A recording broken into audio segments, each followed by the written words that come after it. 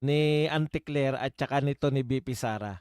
Nakita niyo po, talagang 'to si Auntie Claire ang naghahanap ka Dave, Gomez ng masisisi kung bakit, naglipa na yung fake news. May tagapagsalita kayo sa palasyo na instead na maglinaw ng mga issues, nagpapalabo pa. Tignan niyo po, ito po reaksyon ni Auntie Claire dito po sa sinabi ni BP Sara. Sabi ni BP Sara, dapat tanungin natin ang Pangulo. Ano ba ang ginagawa niya para tulungan ang mga kababayan natin na tinatamaan o nahihirapan dahil dito sa epekto ng krisis sa Middle East, 'di ba? Kasi okay pa na pinag-uusapan nila kung buhay ang pangulo o patay na, eh. Kung ang pangulo ba ay, malusog, kung ang pangulo ba ay, bakit namamayat, kaysa yung pagtugon talaga sa krisis. Kaya iniisip ko nga, hindi kaya, ah, sila na rin ang nagpauso ng mga 'tong mga fake news na 'to at yung paghahabol po sa fake news ay diversion na rin dito sa mga problema nating kinakaharap. Eto ang problema ko rito sa ating gobyerno, eh. Wala talagang natutugunan na kahit na anong suliranin. Mula nung unang-una pang problema natin na tungkol sa sibuyas, wala naman pong nalutas, eh.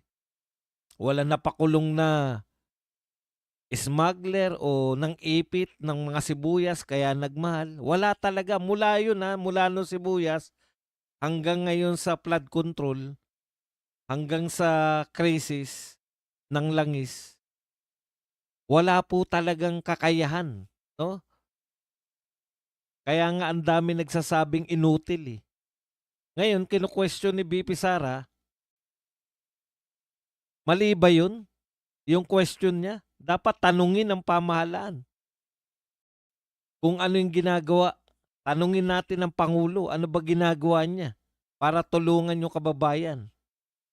Narinig pa natin na bubuksan nila yung libro ng mga oil companies para makita kung nagmamalabis sila sa pagpatong ng ano, mahal na nga yung presyo na langis sa pandaigdigan, pagdating dito mas mahal kasi mas malaki yung pinapatong. Ni hindi nga natin alam kung anong dahilan ng bakit isa tayo, number one, number two, number three, 'no? Diyaan sa pinakamataas na nagtaas ng presyo. Ngayon lang po nangyari 'yan, dati average lang tayo. Kaagapay lang tayo ng mundo, ngayon po hinigitan natin yung mundo. Yun lang hindi pa nila masagot, eh. O ngayon, kung ikaw ang PCO, dapat ang sagot ni Auntie Claire diyan, iisa-isahin niya yung ginagawa ng pangulo, 'di ba? Para naman, ay may ginagawa pala. Para mapanatag kaya po nagtatanong yung mga reporter. Nagtatanong po si BP Sara pala, reporter. Bura-bura. Kaya po nagtatanong yung si BP Sara kasi walang visible tayong nakikita na ginagawa ni BBM. Panay ang mga press con, tungkol sa kanyang kalusugan. Panay ang press con kung siya ba'y, totoong may sakit o wala. Ano po ang pagtugon? Yan yung tanong ni BP Sara, eh. Ngayon kung matino kang taga-PCO, undersecretary ka ng PCO, USEC ka, at naatasan ka na taga-Malacanang ka, dapat ikaw yung nagpapaliwanag, eto po yung ginagawa ng pamahalaan natin ngayon. Oh, kung kayo po ay hindi nabigyan ng ayuda, may ayuda po rito, pupunta lang po kayo diyan sa barangay niyo, sabihin niyo na hindi kayo nakatanggap ng ayuda. Mga gano'n dapat pinapaliwanag. Tignan niyo po sagot ni Auntie Claire sa tanong ni BP Sara. Oh, parte si BP Sara ng pamahalaan, pero wala siyang alam na solusyon sa mga kasalukuyang issue, kundi manira lang. Yan po ba ay nakakatulong? Ano yung tingin mo yung ginagawa mo kay BP Sara? Eh, nagtatanong si VP Sara, dapat tanungin ng Pangulo ano ba ginagawa niya. Dapat yan sinasagot nyo.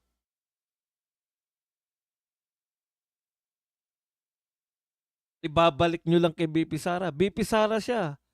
Parte siya ng pamahalaan na. Ano ba ginagawa ni VP Sara?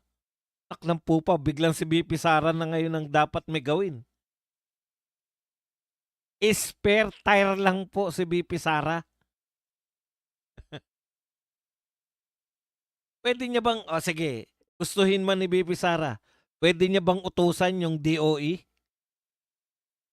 May naisip halimbawa si VP Sara, kunwari naisip ni VP Sara, silipin natin yung ano, yung tubo ng DOE. Pwede niya bang gawin yun?